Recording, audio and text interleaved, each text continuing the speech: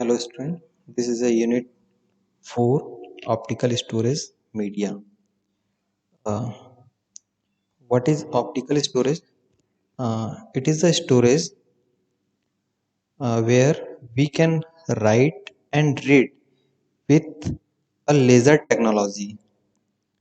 ऐसा कोई स्टोरेज जहाँ पे हम रीड या राइट करते हैं लेजर टेक्नोलॉजी के साथ, उसको हम कहते हैं optical storage.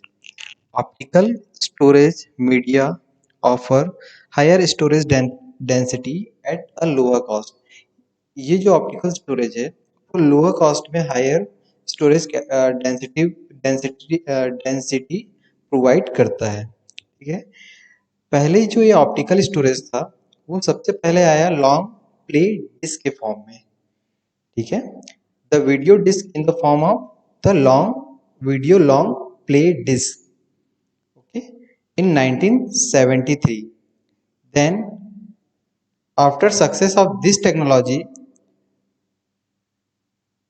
we read of write once technology. Write once technology, optical disc of form size, different size and format available on the market. इसके बाद एंड ऑफ 1982 में compact disc digital audio introduce हुआ. ठीक है, this optical disc allow the digital storage with stereo audio information at high level of quality.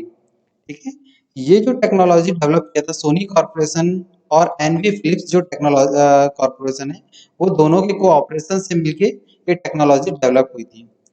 In 1983, the extension of the compact disk technology to storage of computer data was announced by NV Philip and Sony Corporation, and it was presented for the first time in November 1985 as CD-ROM technology. This is the CD-ROM technology. जो optical storage था उसमें बहुत सारी technology आई, जैसे CDDA है. ठीक है, इसके बाद आया compact disc read only memory in 1985, we called it CD-ROM. इसके बाद एक और टेक्नोलॉजी आई 1986 में, कॉम्पैक्ट डिस्क इंटरेक्टिव, वो ज़्यादा प्रचलन में नहीं रही. इसके बाद आई DVI in 1987, is a digital video interactive technology. उसके बाद आई CDXA, this is a compact disc extended architecture technology in 1988. इसके बाद आया CDWO और CDMO. It is a magneto optical and WO is write once read many. वॉम write once read many in 1990. उसके बाद आई DVD इन 1997. हम देखते हैं ये CD जो रहती है कॉम्पैक्ट डिस्क, ये एक सर्कुलर फॉर्म में रहती है. मीन्स इसमें जो डेटा रीड या राइट होता है, सबसे पहले तो राइट होगा डेटा, तो ये होता है ट्रैक में, जो ट्रैक सर्कुलर फॉर्म में रहता है. ठीक है, ये जो आपको सर्कल दिख रहे हैं, ठीक है, इसको हम बोलते हैं ट्रैक. अच्छा, इसको हम जो डिवाइड करते हैं इस लाइन से, ठीक है, ये लाइन से ये डिवाइड होता है, it is called sector. What is sector? Okay, this is the sector. और ये जो सर्कल फॉर्म में रहता है इसको हम बोलते हैं track. Okay, now this is the basic technology. Optical storage media use the intensity of reflected laser light as an information source. हमने पहली बात की थी कि जो ये टेक्नोलॉजी है CD technology, optical storage technology है. ऑप्टिकल स्टोरेज टेक्नोलॉजी इसलिए बोलते हैं क्योंकि इसमें हम लेजर लाइट का यूज करते हैं डेटा को रीड और राइट करने के लिए. जो लेजर बीम रहता है उसकी जो वेवलेंथ रहती है बहुत ही कम होती है. ठीक है, 780 नैनोमीटर होती है. ठीक है, इसके बाद हम देखते हैं जो ये डिस्क रहते हैं उसमें किस टाइप के लेयर, कितने टाइप के लेयर होते हैं. 3 टाइप्स के लेयर यूज होते हैं, प्रोटेक्टिव लेयर, रिफ्लेक्टिव लेयर और सबस्ट्रेट लेयर. ठीक है, ये देखते हैं हम CD का जो CD में जब हम रीड या राइट करते हैं तो 3 टाइप के लेयर यूज होते हैं. ठीक है, प्रोटेक्टिव लेयर, रिफ्लेक्टिव लेयर और पॉलीकार्बोनेट सबस्ट्रेट लेयर। ठीक है, this is a physical layer of CD. क्या क्या होता है? In a polycarbonate substrate layer we encounter holes corresponding to the coded data which are called pits. Okay, there are holes in which coded data are called pits.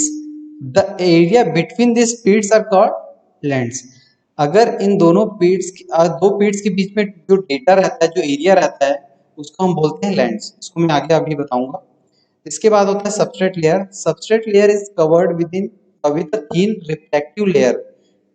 The laser beam is focused on this reflective layer from the substrate layer. जो laser beam है वो इस पे focus करता है from the substrate layer.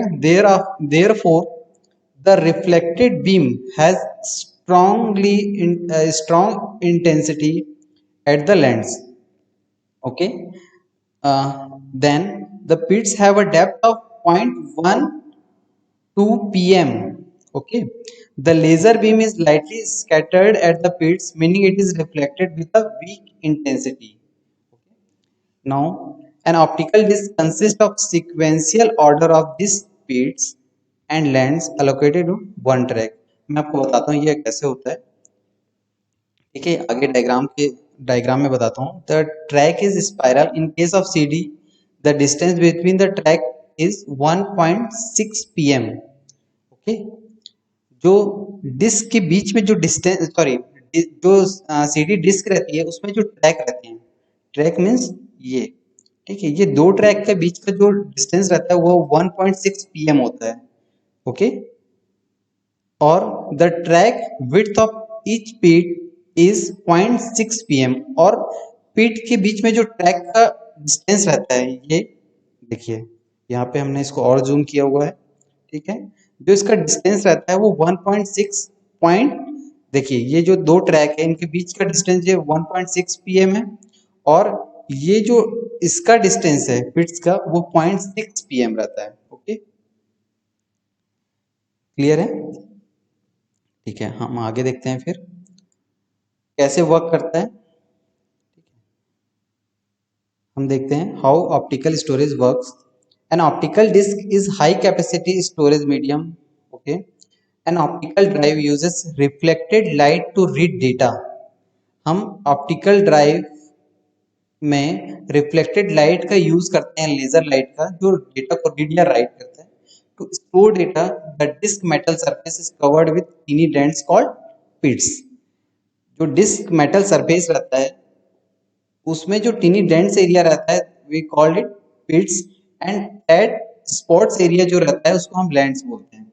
Okay, which cause light to be reflected differently. हम इसको इसलिए इसको हम डिफरेंटली इसलिए बोल सकते हैं क्योंकि इसमें एक में लाइट रिफ्लेक्ट होती है और दूसरे में लाइट रिफ्लेक्ट नहीं होती। देखते हैं हम कैसे होता है वो। When an optical drive shine light into a pit the light can not be reflect back. यहाँ पे देखिए, optical drive shine light into a pit the light can not be reflect back. यहां से समझते हैं हम। ठीक है, अगर किसी, ये देखिए जो ट्रैक है उसका एरिया ऐसा रहता है, ये जो ऊपर हुआ उभरा हुआ एरिया है ये पीट कहलाता है, और जो दो पीट के बीच का एरिया वो लैंड कहलाता है। ठीक है, जब लेजर लाइट इस पे फोकस होता है तो ये यहाँ से रिफ्लेक्ट नहीं हो पाता है। ठीक है, इसको हम बोलते हैं पीट। अगर रिफ्लेक्ट नहीं होता है तो वहां पे जो लेजर लाइट का यहाँ पे सेंसर लगा होता है वो उसको एज ए जीरो रीड करता है। ओके, आगे हम देखते हैं जैसे ही आगे बढ़ते हैं सीडी आगे बढ़ती है और लैंड पे पड़ती है, तो लैंड वो एरिया है जिसकी वैल्यू वन रीड करती है। कैसे? क्योंकि यहाँ पे जब लेजर लाइट पड़ती है तो वो रिफ्लेक्ट करती है और यहाँ पे सेंसर जो उसको वन रीड करता है। ठीक है, ये यहाँ पे लिखा हुआ है, a land reflect light back to its source representing a bit value of 1। okay, that is on off, that is also called on for 1 end of for 0। Okay, यहाँ पे हमने कुछ पॉइंट पे लिखा हुआ है, ठीक है, ऑप्टिकल मीडिया के बारे में।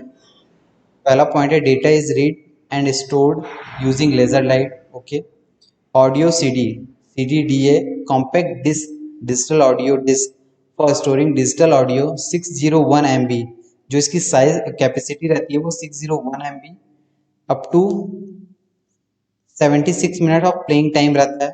ठीक है, सीडी रोम जो रहता है उसकी स्टोरिंग कैपेसिटी होती है 650 MB। ओके, इसके बाद हम देखते हैं video disc and other WORMs. Other WORMs में राइट वंस रीड मैनी। इसमें हम देखते हैं the video disc in the form of laser vision. Okay, laser vision video disc were use for the reproduction of motion picture and audio data. ठीक है, तो एक बार देखिए अच्छे से, laser vision video disc were used for the production of motion picture and audio data. Data is stored in analog coded format. Okay, it store up to 2.6 GB, its diameter of 30 centimeters. Okay, excellent video quality और picture quality होती है इसकी। Video discs were originally called video long play when introduced in 1973 in the Philips technical review। ये जो laser vision video है इसको हमने पहले कहा था कि इसको वीडियो लॉन्ग प्ले भी कहा जाता था in 1973। Audio signal is mixed with frequency modulation motion picture. Okay,